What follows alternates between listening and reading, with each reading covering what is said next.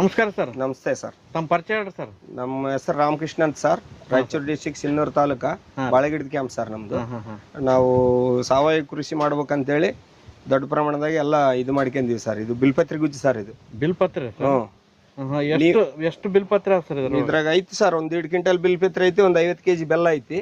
ಉಳಿದು ನೀರ್ ಹಾಕಿವಿ, ಸ್ವಲ್ಪ ಪ್ರಮಾಣದಾಗ ಹಾಕಿವಿ ಸರ್ ನೀರು. ಯಾಕಂದ್ರೆ ಜಗ್ಗಿ ಬ್ಯಾರಲ್ ಬೇಕಾಗ್ತಾವ ಅಂತೇಳಿ ಸ್ವಲ್ಪ ಇದು ಮಾಡ್ಕೊಂಡಿವ್ರಿ. ನಮ್ಗೆ ಯಾವಾಗನ ಸೋಸ್ಕೋಬೇಕಂದ್ರೆ ಸ್ವಲ್ಪ ನೀರ್ ಹಾಕೊಂಡು ಸೋಸ್ಕೊಂತೀವಿ ಸರ್.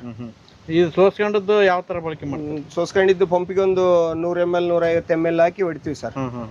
ಇದೇನು 100-150 ml ತನ ಹೊಡಿತೀವಿ ಸರ್. ಇನ್ನ ಹೆಚ್ಚಿಗೆ ಹಾಕಿದ್ರು ಕೂಡ ಏನಾಗಲ್ಲ, ತೊಂದ್ರೆ ಇಲ್ಲ ಸರ್.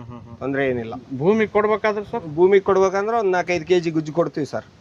ಯಾವ ತರ ಗುಜ್ಜು ತಕೊಂಡು ಎರ್ಮಿ ಕಂಪೋಸ್ಟ್ದಾಗ ಆಗ್ಲಿ, ಇಲ್ಲ ನಮ್ದು ಎಂಡಿ ಗೊಬ್ಬರ, ತಿಪ್ಪಿ ಗೊಬ್ಬರ ಬೇಸ್ ಮೆತ್ತಗೆ ಇದ್ದಿದ್ದು ಕಲೆಕ್ಟ್ ಮಾಡಿ ಇಟ್ಕೊಂತೀವಿ ಸರ್. ಇಟ್ಕೊಂಡು ಅದ್ರ ಕಲಿಸಿ ಒಂದಿನ ಮುಂದೆ ಕಲಿಸ್ಬಿಡ್ತೀವಿ ಸರ್. ಕಲಿಸ್ತೀರಿ ಮುಂಜಾನೆ ಉಗ್ಬಿಡ್ತೀವಿ ಸರ್.